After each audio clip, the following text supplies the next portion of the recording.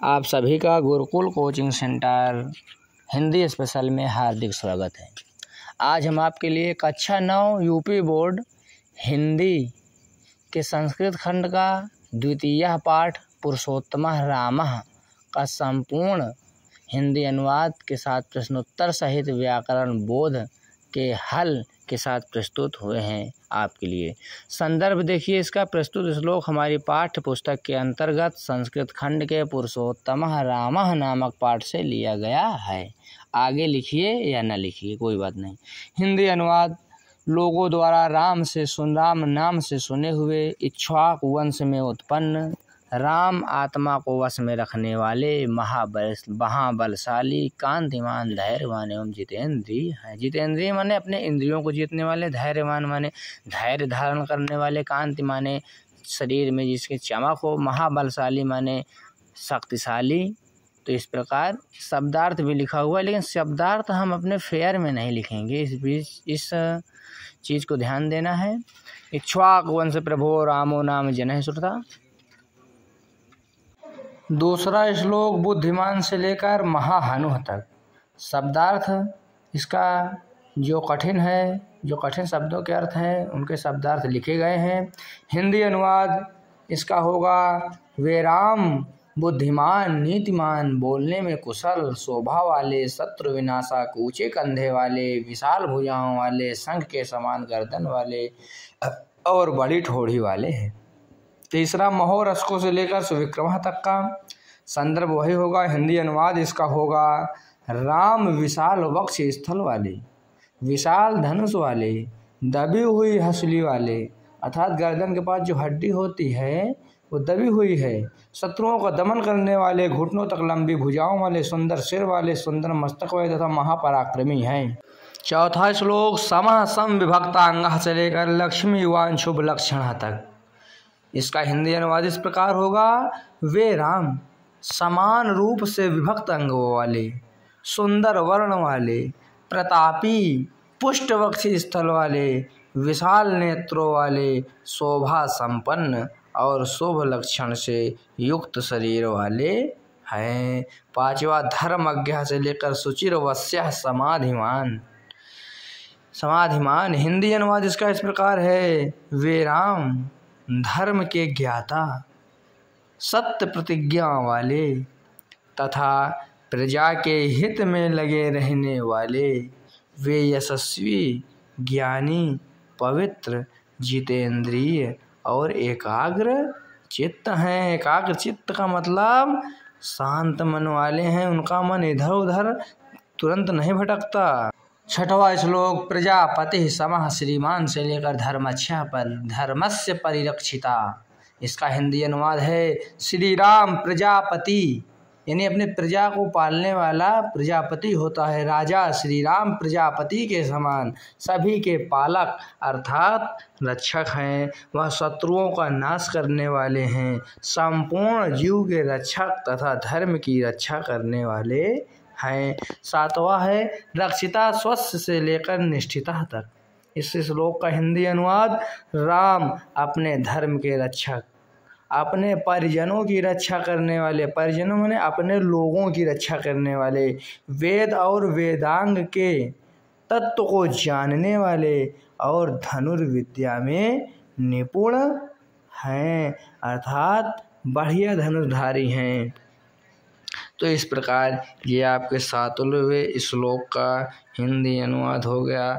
अब 8वां देखिए सर्वशास्त्रार्थ तत्वज्ञ से विचक्षण तक का हिंदी अनुवाद राम संपूर्ण शास्त्रों के अर्थ के तत्व को जानने वाले, अर्थात अर्थ के तत्व को जानने वाले। कितनी बड़ी बात है, शब्द के अर्थ को जान लेना अलग बात, लेकिन अर्थ के तत्व को जानने वाले, अच्छी स्मरण शक्ति वाले, यानी याददाश्त जिसकी अच्छी हो, प्रतिभाशाली, संपूर्ण संसार के प्रिय सज्जन, स्वतंत्र विचार वाले तथा चतुर हैं।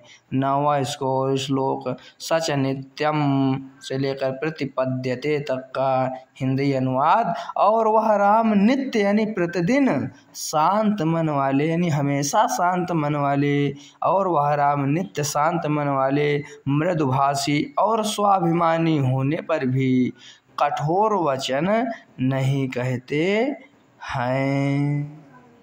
10वां श्लोक कदाचित उपकारेण से लेकर शक्तया तक। इस श्लोक का हिंदी अनुवाद इस प्रकार है, शब्दार्थ लिखा हुआ है। यदि कभी कोई एक ही उपकार कर देता है तो उसी से संतुष्ट हो जाते हैं।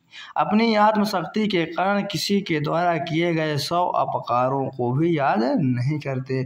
उपकार और अपकार, उपकार का विलोम है अपकार। उपकार माने जिनके साथ कोई एक ही अच्छा काम किया है, एक सुंदर काम किया है इनके लिए, तो उसको याद रखते हैं। किसी ने 100 काम नहीं किए इनके लिए, अच्छे काम नहीं किए, तो उसको याद नहीं रखते हैं। केवल इनको अच्छाई से मतलब है और बुराई से मतलब नहीं है। तो आप जब फेल लिखेंगे तो आप शब्दार्थों को नहीं लिखेंगे, केवल श्लोक का संकेत लिखेंगे और हिंदी अनुवाद लिखेंगे और संदर्भ लिखेंगे। एक में संदर्भ लिखेंगे, बाकी सब में पूर्वत लिख देंगे। 11वां का हिंदी अनुवाद श्री राम सभी विद्याओं में पारंगत हैं, उसी प्रकार वेदों के 6 अंगों के जानकार हैं। उनका क्रोध और हर्ष निष्फल न होने वाला है। वे त्याग और संयम के समय को जानने वाले हैं। निम्नलिखित प्रश्नों के उत्तर संस्कृत में लिखिए। रामः कस्मिन् वंशे उत्पन्नः आसीत्? उत्तर होगा रामः इक्ष्वाकु वंशे उत्पन्नः आसीत्। प्रश्न 2 जीवलोकस्य रक्षकः कः आसीत्? जीवलोक की रक्षा कौन करता है? तो जीवलोकस्य रक्षकः रामः आसीत्। जीवलोक की रक्षा राम करते हैं। राम गांभीर्ये केन समायासीत्? तो रामः गांभीर्ये समुद्रेण समायासीत्, यानी राम गंभीरता के मामले में किसके बारे समान है? तो राम गंभीर्य समुद्रेण यानी समुद्र के समान है। कः प्रजापति समः श्रीमान आसीत्? प्रश्न 4। तो उत्तर चौथे का इस प्रकार होगी, रामः प्रजापति समः श्रीमान आसीत्। राम प्रजापति के समान यानी प्रजापालक के समान शोभा संपन्न है। प्रश्न 5 रामः वीर्ये केन सदृशः आसीत्? राम वीरता में किसके समान है? रामः वीर्ये सिंहेन सदृशः आसीत्। राम वीरता में शेर के समान है। प्रश्न खा कः सांग वेदविद आसीत्? कौन वेदों के 6 अंगों का जानकार है? रामः सांग वेदविद आसीत्। राम वेदों के 6 अंगों के जानकार है। रामस्य के विशिष्टाः गुणा आसान? राम के कौन कौन से विशिष्ट गुण हैं? रामस्य नियतात्मा महावीर्या द्युतिमान नीतिमान वाग्मी च इति गुणाः आसन। प्रश्न 8 कः एकेन उपकारेण तुष्यति? कौन एक ही उपकार से तुष्यति माने संतुष्ट हो जाता है? उत्तर रामः एकेन उपकारेण तुष्यति। राम एक ही उपकार से संतुष्ट हो जाते हैं। प्रश्न 9 कः शतम अपकाराणाम न स्मरति? उपकार का विलोम अपकार होता है, बताए थे ना। तो रामः कौन सैकड़ों अपकारों को याद नहीं रखता है? तो रामः शतम अपकाराणाम न स्मरति। राम सैकड़ों अपकारों को याद नहीं रखते हैं। सर्व विद्यावृत स्नातो कहा? कौन सभी विद्यावृत के जानकार हैं? सर्व विद्यावृत स्नातो रामः आसीत्। राम है। कः अमोघ क्रोध हर्षः? तो कः की जगह पर रामः अमोघ क्रोध हर्षः। त्याग संयम कालवित कः? कौन? कः माने कौन? तो त्याग संयम कालवित रामः आसीत्। द्युतिमान धृतिमान वशी कः आसीत्? यानी धैर्यवान कांतिमान और मन को वश में रखने वाले कौन है? तो द्युतिमान धृतिमान वशी रामः आसीत्। कांतिमान, धैर्यवान और मन को वश में रखने वाले राम हैं।